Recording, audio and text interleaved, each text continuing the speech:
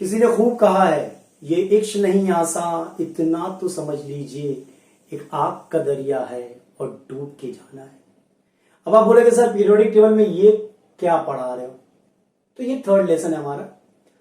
Periodic properties हम लोग पढ़ रहे थे और आज हम लोग इलेक्ट्रॉन एफिनिटी, इलेक्ट्रोनेगेटिविटी और मेटालिक और नॉन मेटालिक कैरेक्टर के बारे में बात करेंगे।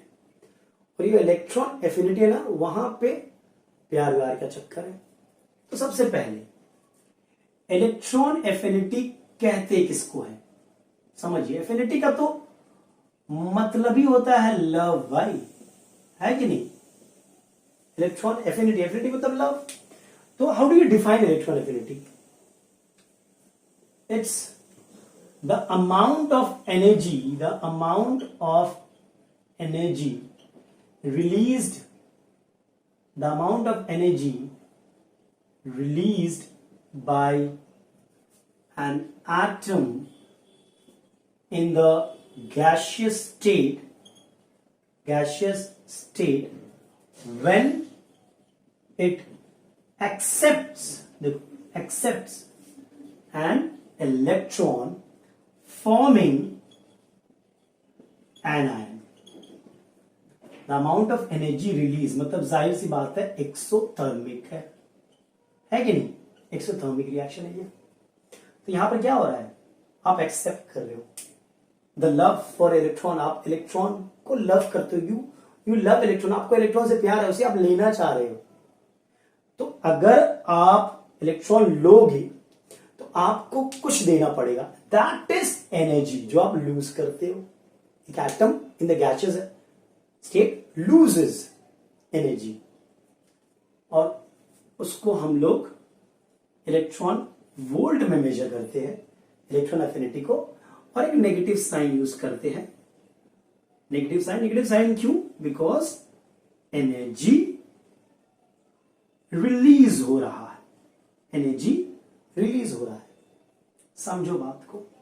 मान लो क्लोरीन कि आखिरी में वैलेंस शेल में 7 इलेक्ट्रॉन होता है, 1 2 3 4 5 6 7। तो क्योंकि इसके पास 7 इलेक्ट्रॉन है, ये एक इलेक्ट्रॉन लेना चाहेगा, it will love to have an electron.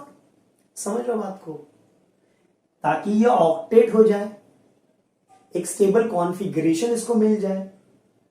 तो इसके लिए अगर इलेक्ट्रॉन आसपास में है तो it will love to have it.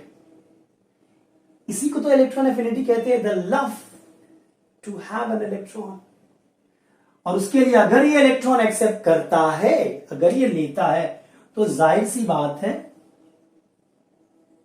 Energy release होगा, एनर्जी रिलीज करना पड़ेगा, है कि नहीं? तो ये एक्सोथर्मिक रिएक्शन है। -3.8 इलेक्ट्रॉन वोल्ट, लगभग इतना एनर्जी रिलीज होता है when chlorine atom accepts an electron। ठीक है, the amount of energy release, कितना एनर्जी रिलीज हो रहा है by an atom in the gaseous state when it accept an electron forming an ion। जाहिर सी बात है, जब इलेक्ट्रॉन एक्सेप्ट करेगा क्लोरीन तो Cl माइनस हो जाएगा ना, है कि नहीं? प्लस एनर्जी, है कि नहीं? तो इसलिए बोला था कि भैया एक शब्द आसान नहीं है, अगर कुछ मिलना है तो कुछ देना भी पड़ता है आपको। ठीक है, तो इलेक्ट्रॉन एफिनिटी हमारा क्लियर हो गया क्या होता है। अब एक बात को समझिए, क्लोरीन के ही पीरियड में, ये आपका थर्ड पीरियड में आता है, थर्ड पीरियड में सोडियम को ले लो, ये तो नॉन मेटल है सोडियम। ठीक है, अब हमें पता है कि क्लोरीन में क्या होता है, 17 इलेक्ट्रॉन होता है, मतलब पहला में 2 होता है, दूसरा में 8 होता है, 1 2 3 4 5 6 7 8, तीसरा में 7 होता है। सोडियम की बात करें तो पहला में 2 होता है, दूसरा में 8 होता है, 3 4 5 6 7 8, और तीसरे शेल में 1 इलेक्ट्रॉन होता है। अब समझो इस बात को, दोनों में नंबर ऑफ शेल्स सेम है, लेकिन इसका लव, क्लोरीन का लव टुवर्ड्स इलेक्ट्रॉन ज्यादा है है कि नहीं, इसका इलेक्ट्रॉन एफिनिटी ज्यादा है, मतलब ये लूज करेगा ज्यादा energy, loses more energy, loses more energy to accept an electron. Sodium, sodium के आखिरी में एक है, वो नहीं चाहेगा कि वो इलेक्ट्रॉन गेन करे, वो इलेक्ट्रॉन लूज करने का सोचेगा। समझ रहे, इसका love for electron to receive an electron is less, electron affinity less है इसका, ये क्यों इलेक्ट्रॉन गेन करना चाहेगा? समझ रहे, इलेक्ट्रॉन लूज करना चाहेगा, इसका love for electron affinity is less, मतलब इट लूजेस लेस एनर्जी। समझ रहे हो, क्योंकि इसे इलेक्ट्रॉन से प्यार नहीं होता ना, ये इलेक्ट्रॉन को एक्सेप्ट करेगा, इसे प्यार है। चलो अब देखते हैं factors on which electron affinity depends. तो मैं इसे रब कर देता हूं। तो दो फैक्टर है हमारा जिसपे हम लोग डिस्कशन करेंगे, एक है एटॉमिक साइज पे कैसे डिपेंड करता है और न्यूक्लियर चार्ज पे। तो फैक्टर्स, पहला है हमारा एटॉमिक साइज। क्या है? Atomic size. अब ये याद रखना, आप अगर एटॉमिक साइज को बढ़ाते हो तो इलेक्ट्रॉन एफिनिटी कम होता है। आप अगर if you increase the atomic size the electron affinity decreases. The tendency to accept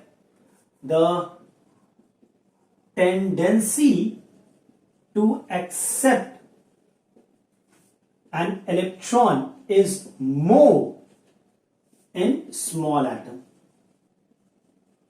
than in the larger one, because small atom होगा, समझो बात को,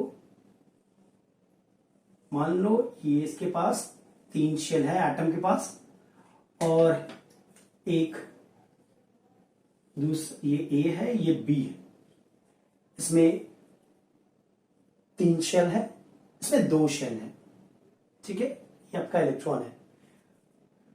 तो जो न्यूक्लियर पुल है वो कम होगा, यहां पे न्यूक्लियर पुल ज्यादा होगा इलेक्ट्रॉन के ऊपर। तो छोटा वाला क्या करेगा? इट रीडली एक्सेप्ट्स इलेक्ट्रॉन, और जिस ई से अगर बहुत इजीली एक्सेप्ट कर रहा है इलेक्ट्रॉन, मतलब इलेक्ट्रॉन एफिनिटी हाई होगा, ज्यादा एनर्जी लूज करेगा। यहां पे न्यूक्लियर चार्ज जो पुल है वो इलेक्ट्रॉन पे कम होगा। समझ लो बात को? तो इसका इलेक्ट्रॉन एफिनिटी कम होगा कंपेयर टू दिस। समझ में आया? याद रखिएगा, ठीक है। The tendency to accept an electron is more in small atom.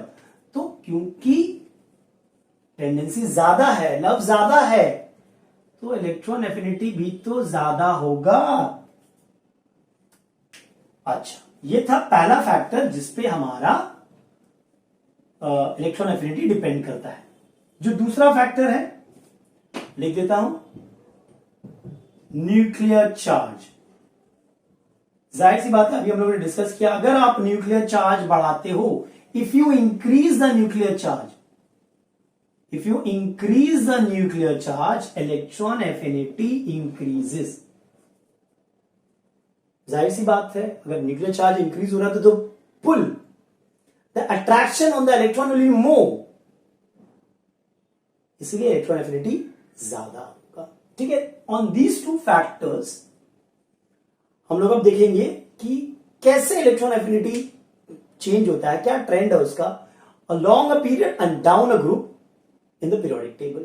चलो अक्रॉस अ पीरियड ट्रेंड देखते हैं इलेक्ट्रॉन एफिनिटी का। तो कोई भी ले लेते हैं, lithium, beryllium, boron, carbon, nitrogen, oxygen, fluorine और नियॉन, ये तो नोबल गैसेस है, ठीक है, इनर्ट है। इनका इलेक्ट्रॉन एफिनिटी तो 0 होगा, क्योंकि ये क्यों एक्सेप्ट करेंगे इलेक्ट्रॉन? जो आपके इनर्ट गैसेस है वो क्यों एक्सेप्ट करेंगे या वो क्यों डोनेट करेंगे? उनको तो उनका जो इलेक्ट्रॉनिक कॉन्फ़िगरेशन है वो तो स्टेबल है, ओके, तो उनका इलेक्ट्रॉन एफिनिटी 0 होता है। तो as you go along a period होता क्या है? सबसे पहली बात तो एटॉमिक साइज डिक्रीज होता है, और अभी भी किया हम लोग ने, एटॉमिक साइज डिक्रीज होगा तो इलेक्ट्रॉन एफिनिटी इंक्रीज होगा। And as you go along a period nuclear charge वो इंक्रीज होता है तो इलेक्ट्रॉन एफिनिटी भी इंक्रीज होगा। मतलब ओवरऑल क्या होता है, as you go along a period you see that the due to the decrease in atomic size and increase of nuclear charge electron affinity increases. ये देखा गया कि हैलोजेंस जो होते हैं उनका इलेक्ट्रॉन एफिनिटी ज्यादा होता है। जाहिर सी बात है, जो हैलोजन है उनके आखिरी में 7 इलेक्ट्रॉन है, तो the love for that electron is more as compare to other atoms. समझ गए? चलिए, ये तो हो गया across a period. Down a group भी देख लेते हैं।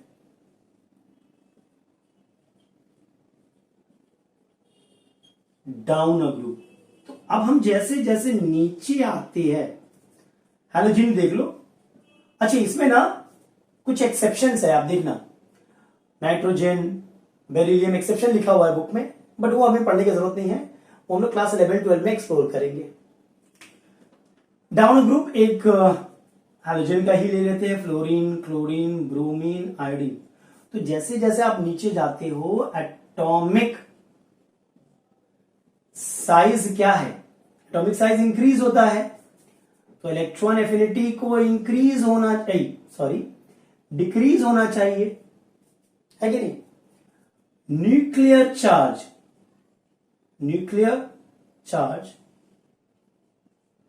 वो आपका इंक्रीज होता है,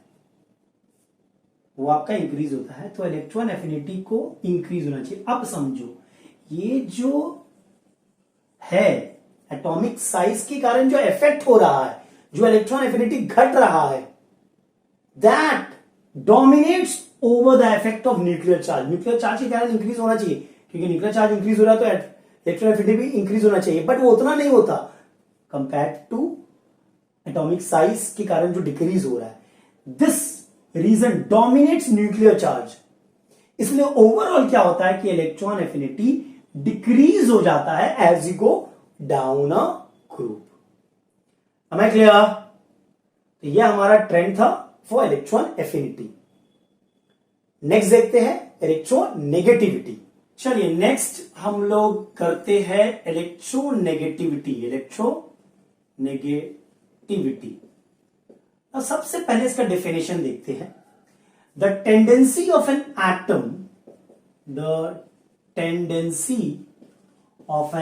atom to attract shared pair of electron in a compound।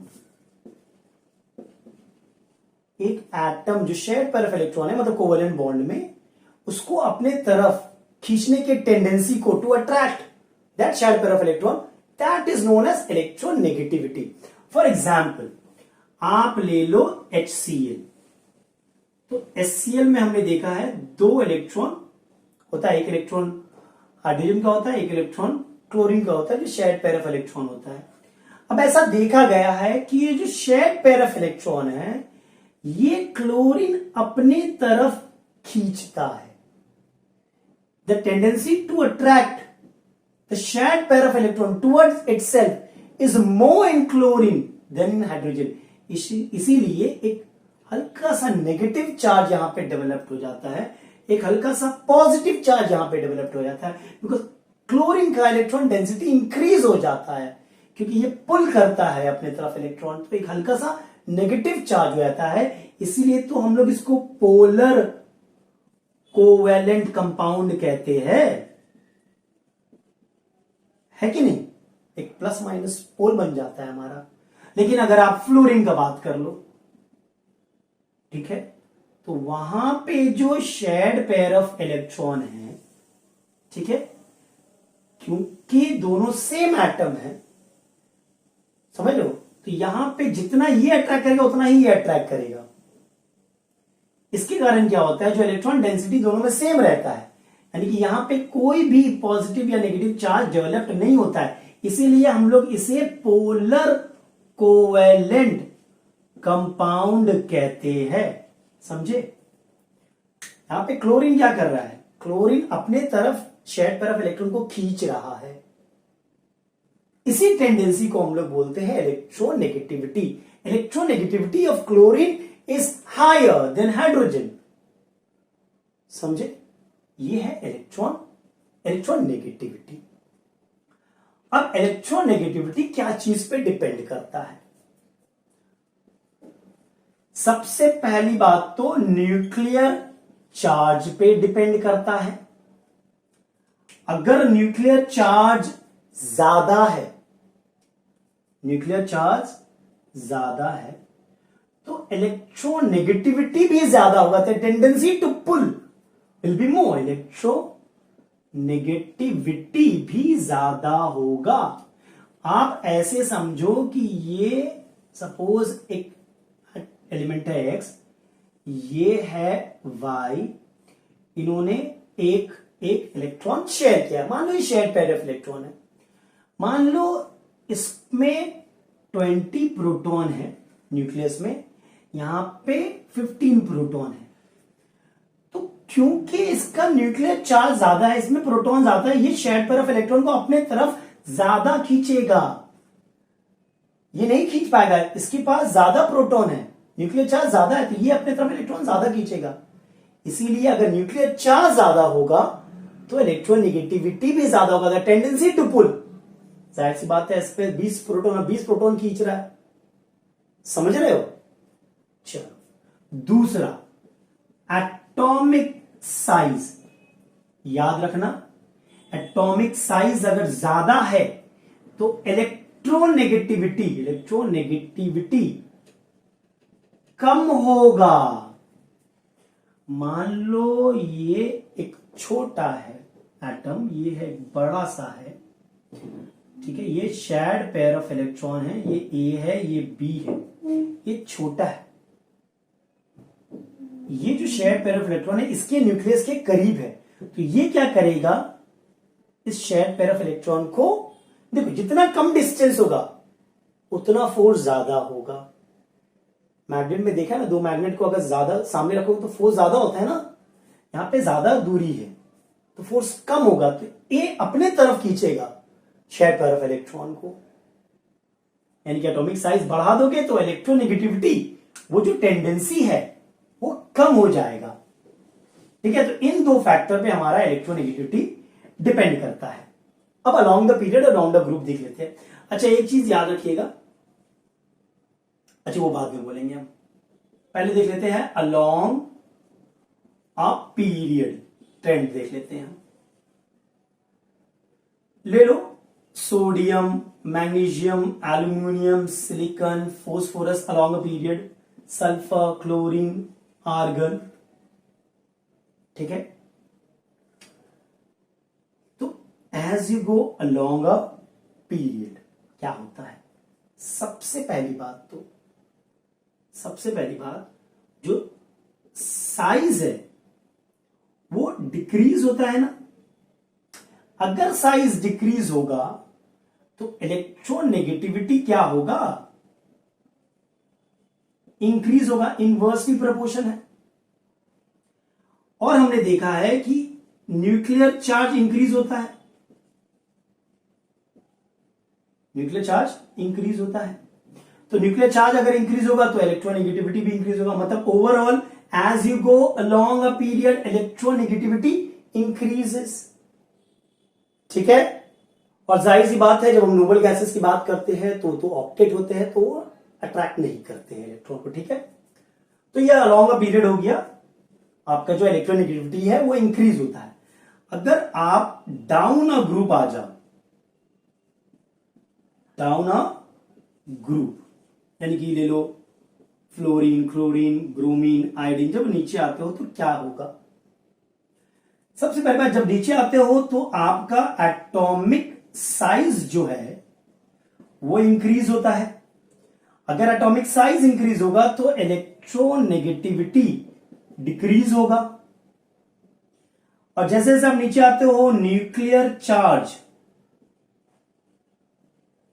Charge increases, तो इलेक्ट्रोनेगेटिविटी भी इंक्रीज होना चाहिए।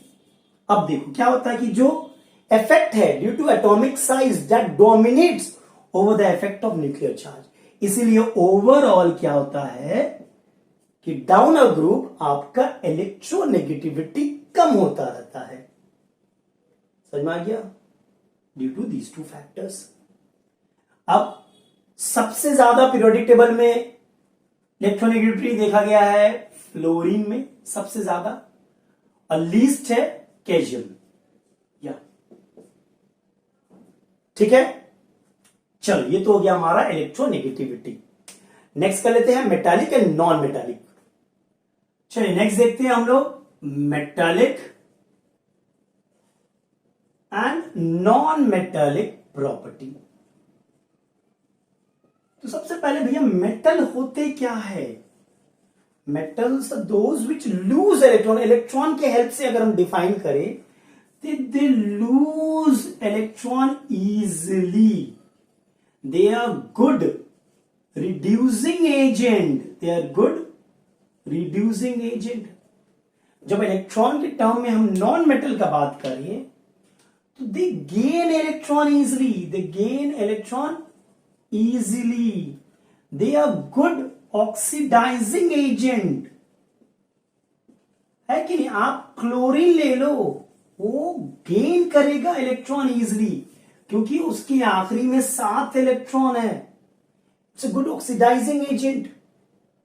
आप सोडियम ले लो, वो लूज करेगा इलेक्ट्रॉन इजिली बिकॉज उसके आखिरी में 1 इलेक्ट्रॉन है।